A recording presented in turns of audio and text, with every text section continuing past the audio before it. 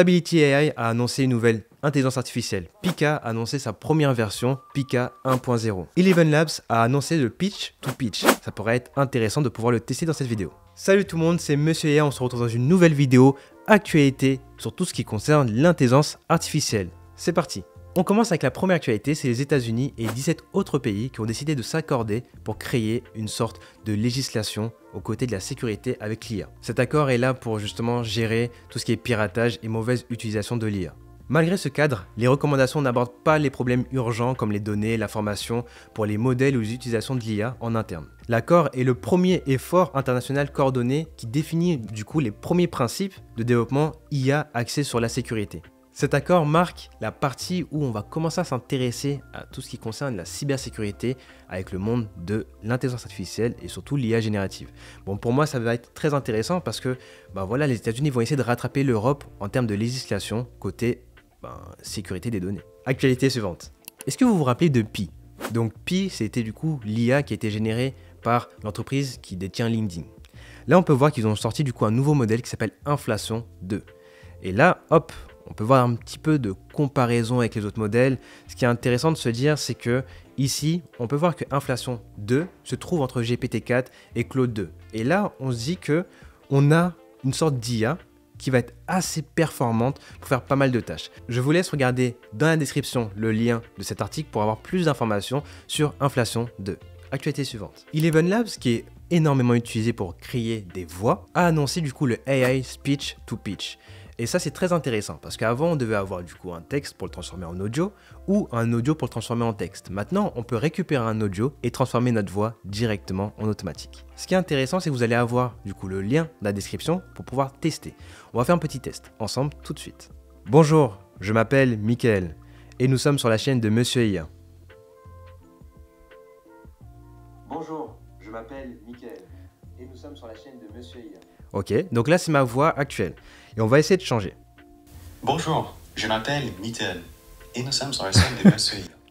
Bon, on peut voir qu'au niveau du prénom, il s'est trompé un tout petit peu.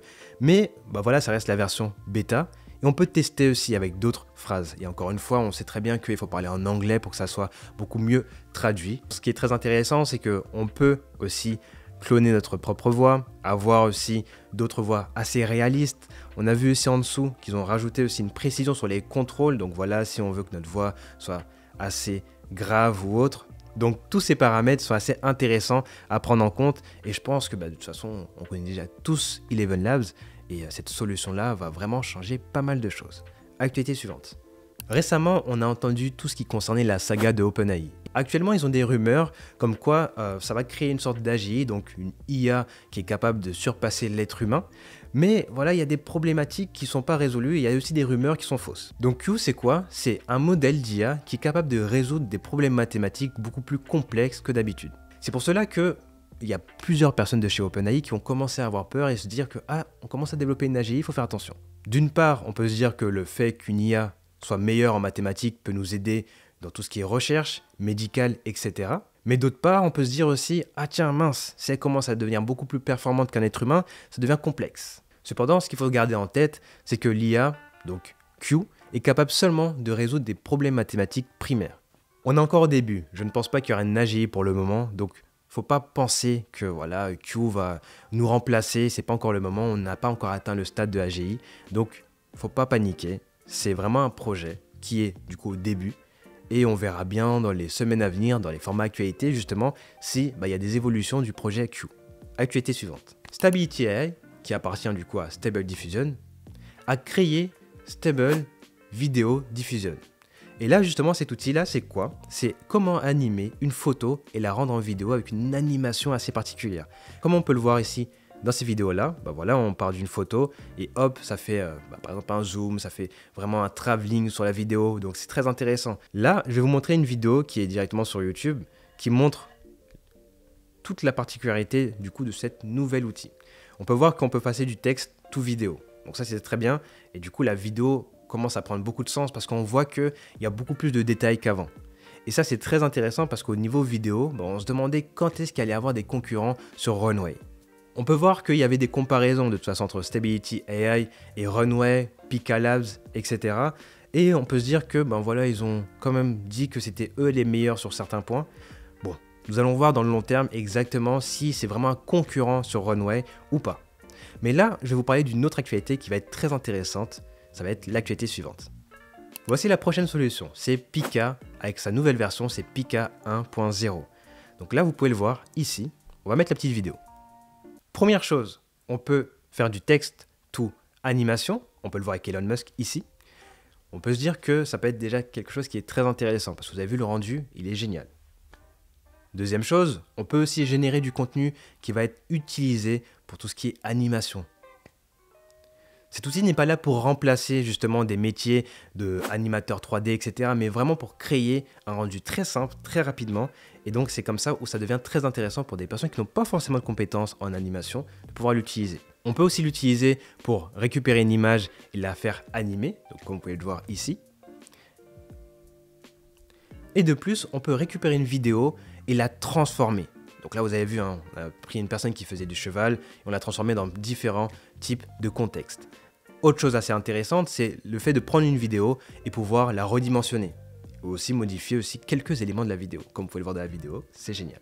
Comme d'habitude, comme nous sommes sur X, ce qu'on va faire, c'est qu'on va liker et repartager le post et on se dit à l'actualité suivante. Pour cette semaine, on va tester un nouveau format, c'est directement le GPTS de la semaine.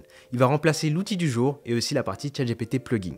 Nous sommes actuellement sur ChatGPT, nous avons la version payante et là on peut accéder du coup au GPTS. Et ce GPTS là peut nous permettre de convertir tout type de document à un autre format. On va tester Convert Anything. Je viens juste de lui donner un fichier tiktok.mp3 et je vais lui demander de me le convertir en .wave. Là, je lui ai envoyé et il m'a dit que voilà, il va me convertir mon fichier mp3 en .wave et on va attendre. Il vient juste de me dire que la conversion a été terminée et je peux télécharger mon fichier très rapidement. On peut se dire qu'il y aura énormément d'améliorations qui vont arriver sur ce GPTS, comme par exemple la réduction des bruits dans l'audio, aussi par exemple l'amélioration de l'audio tout simplement. Là, ce qui est intéressant de se dire, c'est que grâce à cela, on peut gagner énormément de temps. Et de toute façon, vous allez avoir d'autres outils GPTS dans les semaines à venir pour pouvoir tester ensemble exactement leurs fonctionnalités. Actualité suivante. Donc, on arrive à la partie YouTube. Et sur la partie YouTube, on a atteint du coup plus de 5900 vues au cours de ces derniers jours. En durée de visionnage, on est aux 386 heures de visionnage. Donc, merci énormément parce que c'est déjà beaucoup. En termes d'abonnés, plus de 205 abonnés ont rejoint l'aventure. Merci à vous d'avoir rejoint la chaîne, ça me fait vraiment plaisir. N'hésitez pas à être présent dans les commentaires pour savoir si vous êtes nouveau ou ancien sur cette chaîne YouTube. Et comme vous pouvez le voir, on peut se dire que nous avons atteint le palier des 11 684 abonnés. Et j'espère qu'avant la prochaine vidéo actualité YouTube, qu'on ait atteint le palier des 11 800 abonnés. Je compte sur vous. On se dit à la semaine prochaine pour un nouveau contenu sur tout ce qui est intelligence artificielle. N'hésitez pas à liker, commenter et partager cette vidéo. C'était Monsieur IA. Allez, ciao!